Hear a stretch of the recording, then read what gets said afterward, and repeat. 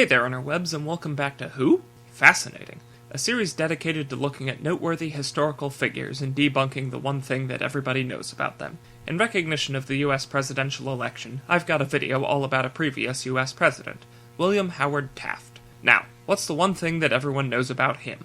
He was so fat that he got stuck in the White House bathtub, and, according to some stories, it took 4 big strong men and a lot of butter to get him back out. I say according to some stories, because that's all it is, a story. There's no documented evidence from the period that this ever happened. Like all stories, however, there is a kernel of truth at the heart of it. William Howard Taft, or Big Bill as he was sometimes known, was indeed our nation's heaviest president, squashing the scale at a whopping 340 to 350 pounds, 155 kilos, or 1.4 Donald Trumps if you prefer.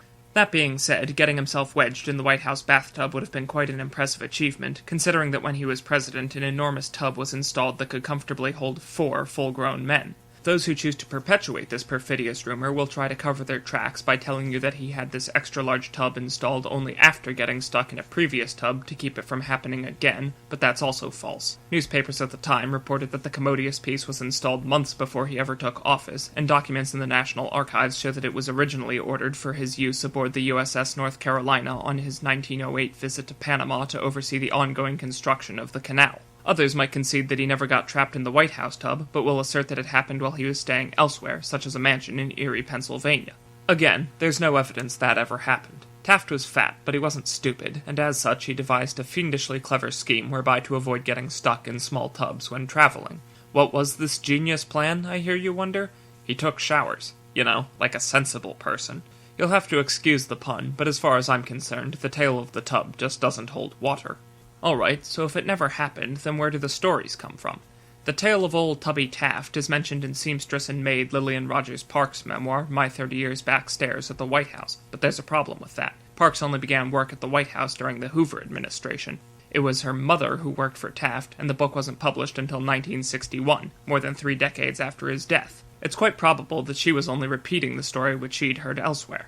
The first written mention of which we know comes from former White House usher Erwin Ike Hoover's memoir, 42 Years in the White House. This was published in 1934, 4 years after Taft's death, and more than 20 after he left office, and in it Hoover made countless opprobrious allegations about many presidents he served under.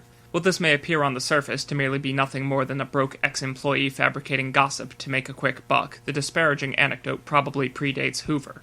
In all likelihood, it originated in the 1912 presidential election. Taft was running for his second term, and although the winner would be Woodrow Wilson, spoiler alert, Taft's most bitter political rival was his presidential predecessor, Teddy bullet-resistant Roosevelt. Bear in mind, TR was a seasoned veteran, avid outdoorsman, and general athlete, so naturally his supporters took every opportunity to mock his rival's corpulent stature. The idea of Taft trapped in his own tub might have begun as a bit of slanderous satire, then quickly spread as rumor until it transformed into the common knowledge that we all share today.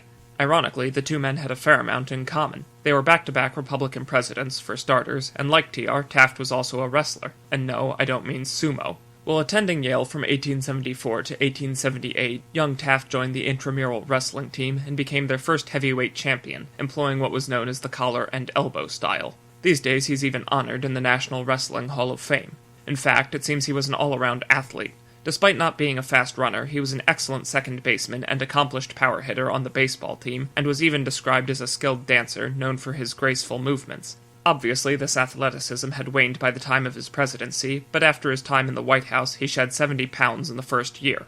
He maintained this weight loss for the remainder of his life and told the New York Times, "I can truthfully say that I never felt any younger in all my life. Too much flesh is bad for any man."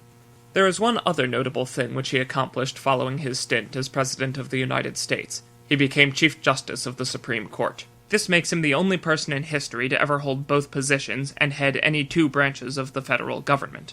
I have heard that he was more interested in becoming Chief Justice, but his wife Nellie pushed him into becoming President. Although I haven't found anything yet to back that up, I still find it believable based on what I do know of their relationship and her involvement in his political career. I also thought he was one of the few, under 4 dozen, people to ever serve in all 3 branches of government at the federal level, but when I was fact-checking Taft's career as a senator from Ohio, I realized I was actually reading about Robert Taft, his son. Still, in the words of 20th century poet and philosopher Meatloaf, 2 out of 3 ain't bad.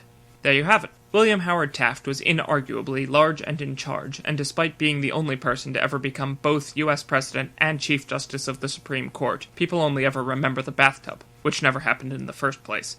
Thanks for watching, and have a fascinating day.